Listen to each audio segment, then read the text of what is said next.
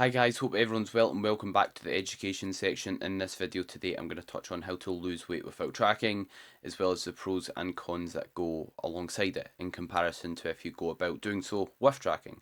And I will leave timestamps, so if you want to go straight to the tips that I recommend putting in place, you can see the timestamps in the description so you can do so.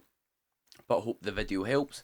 Any questions, leave them in the comments or just drop me a message on WhatsApp any clients, and hope the video helps. So in terms of an overview of the episode, so basically weight loss happens by controlling calories in, calories out, and we can do so through a few different ways. We can do so through tracking calories, which is an extremely foolproof way of doing so.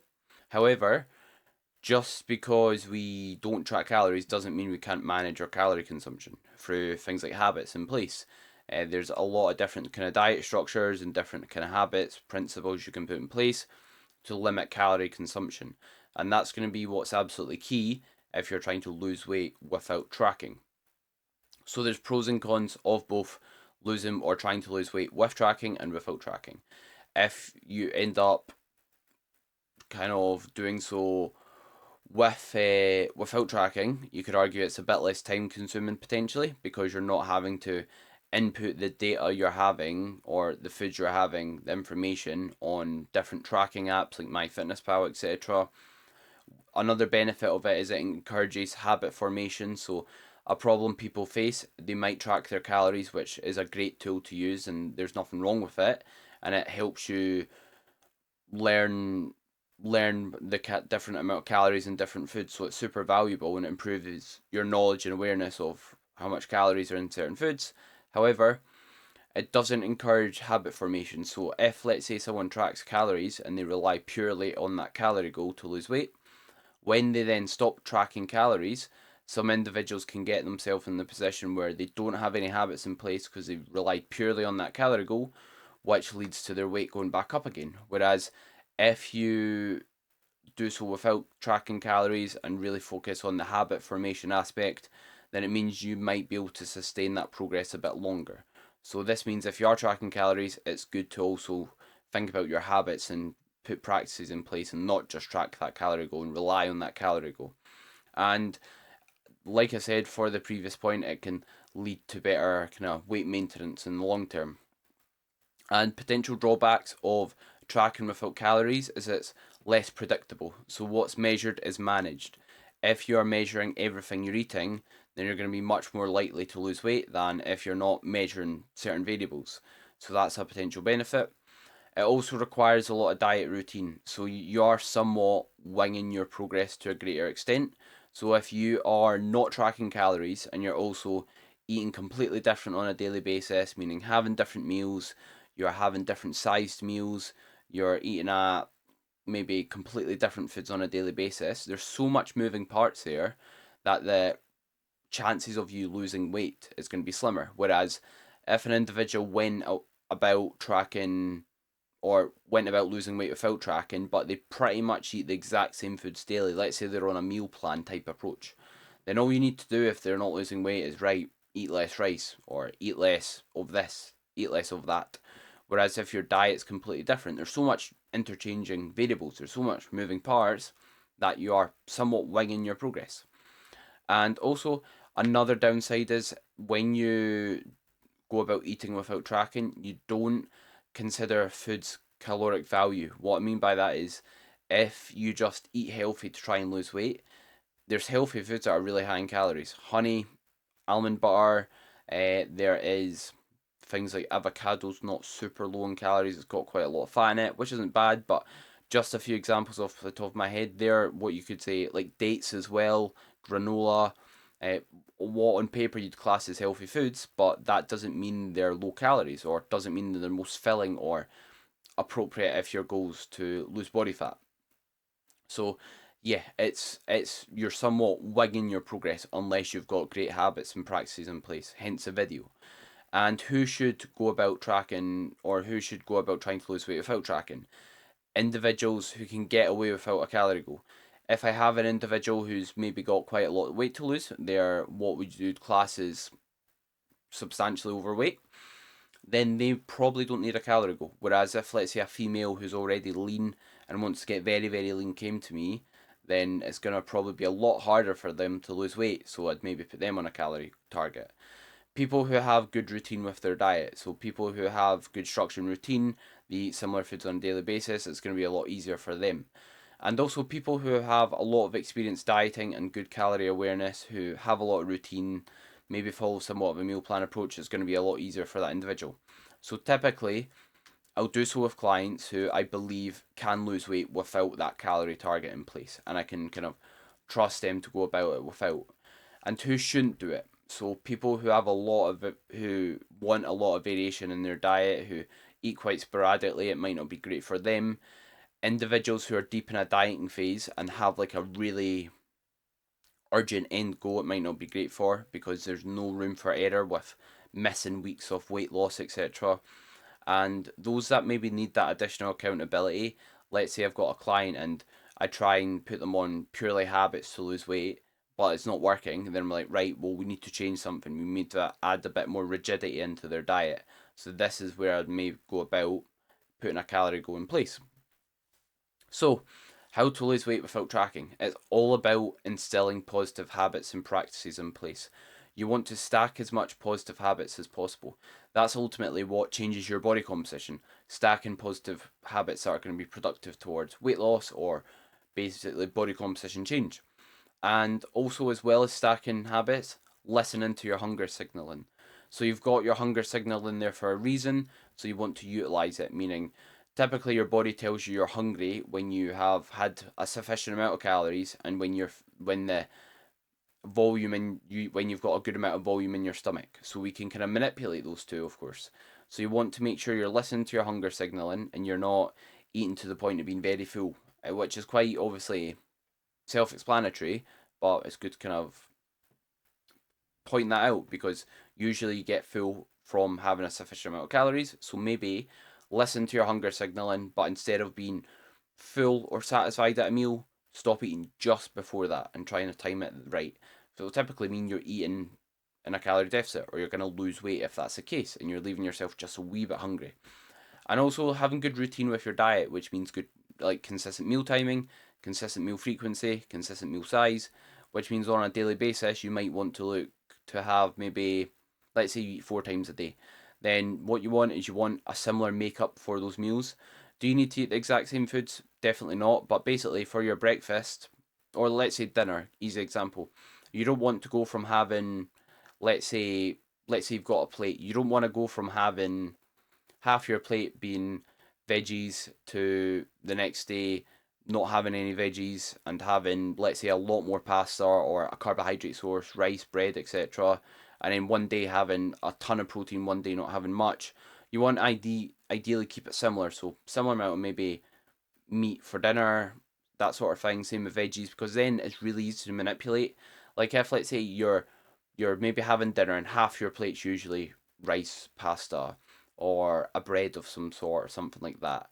And then I'm like, right, we're not currently losing weight. This is what your dinner looks like. So we therefore can lose weight off maybe instead of half your plate being carbohydrates, making it a quarter and then making the other quarter that you've removed, putting more vegetables in place. There, you're keeping the portion sizes the same, you're keeping the diet pretty similar, but then you can track progress quite easily and make predictable changes in your calorie intake from doing so. So, in terms of habits to implement to cause weight loss to occur, so you want to put as much nutritional practices in place to limit calorie intake. This is if you're tracking or not. So, if you're currently tracking, these habits are still going to be massively valuable. So, first of all, very simple one, a water goal. So, we want to make sure we've got a decent amount of water on a daily basis for our overall health, well being, and also you're having a good amount of fluids around meals. That's going to help with hunger and satiety. A good kind of rule to stand by is maybe like having a glass of water before each meal, which will contribute towards food volume in the stomach, helping give you feelings of fullness. You can also consider having mostly whole foods in your diet. So instead of having like a lot of processed foods, maybe like things like cereal or processed is like a broad term. Technically, a rice cake is processed, but it's not a bad food to have when dieting. So take this with a pinch of salt when I say processed. But mostly whole foods in your diet. So not having a ton of things like pizza, burgers, things like maybe like you know what I mean, chocolates, sweets, etc. It's like using your initiative. The majority of your diet, let's say 80%, maybe even more, is healthy whole foods that you can. A good rule to stand by is: can you pick it, can you kill it, or can you grow it? So if you can eat foods that you can either pick, kill, or grow, then it's typically a good food to have when you're dieting. If you can't, it's probably not a good food to have to an extent. Meaning you can't pick a Kit Kat from a tree, sadly. So that's maybe a good food to avoid. And next up is making sure you're having high volume and low calorie foods. So foods that are typically high in size and low in calories. So off the top of my head, fruit and vegetables, most of them will be a good spot to be in, except maybe dried fruit. Things like, again, rice cakes, oats are a good one.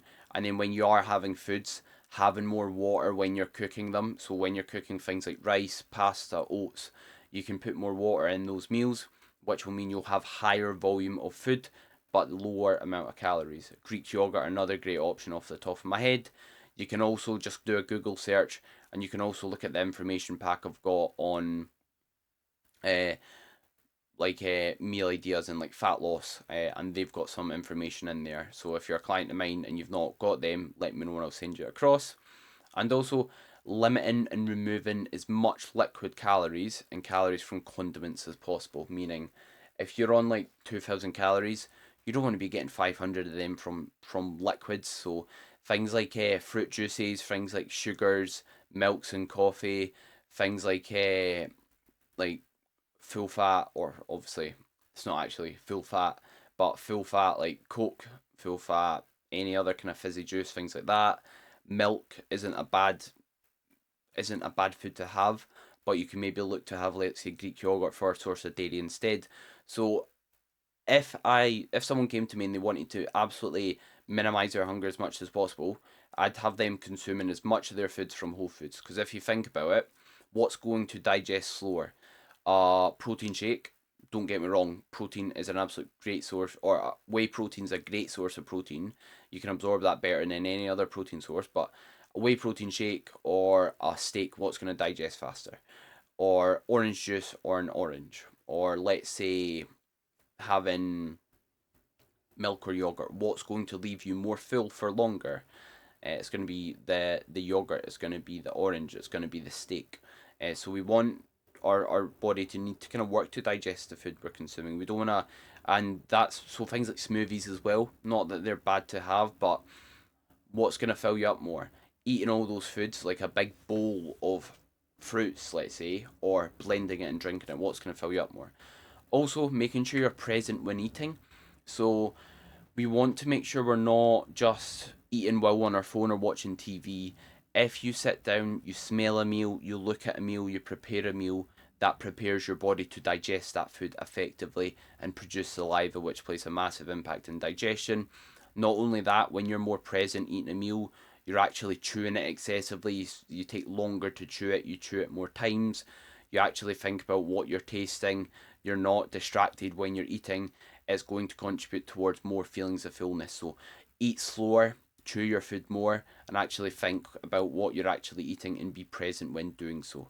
Taking 5 deep breaths before meals can help you get into a relaxed state as well, helping digestion and helping you be more present.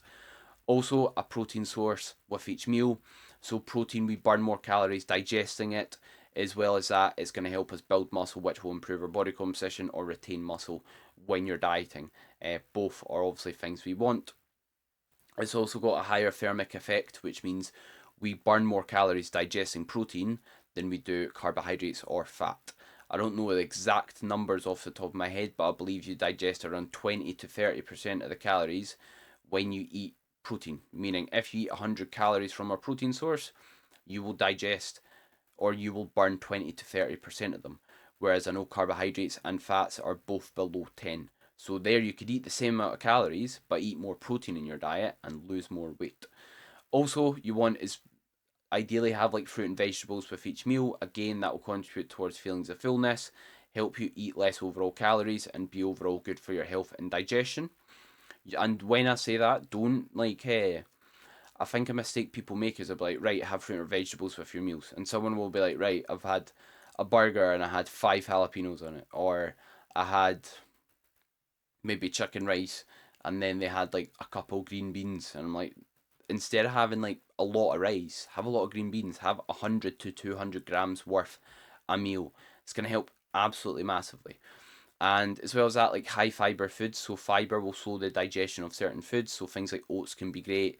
You can do things like brown rice instead of white rice, which will help it digest kind of a bit slower and keep you fuller for longer.